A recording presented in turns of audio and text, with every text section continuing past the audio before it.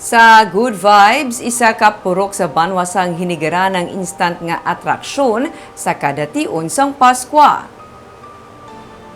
Sa sini nga video nga kuha ni Stephen Garilao sang Choy Lando Photography nga vlog, makita nga agaw atensyon ang mga Christmas lights sa higad sandalan sa Purok 5 sa Barangay Narawis. Sa paglabay sa highway nagaida sa higad sandalan ang nagkalain-lain nga kolor sang mga Christmas lights. Pati ang kada balay sa sini nga purok napuno man sang Christmas lights. Ang ini nga purok ang masami nga ginalagawan sa mga residente hindi lamang sa hinigaran kundi pati na sa kaiping nga mga banwa kag syudad bangod sa makalilingaw nga mga Christmas decors kag lights. May mga ginikanan nga nagadala sang ilang nga mga kabataan diri para mag-enjoy. Suno kay Garilao, kada tuig kinaanda na sa mga residente diri nga magtakod sa mga Christmas lights, gani instant ini nga atraksyon sa banwa sa kada tion sang Paskwa.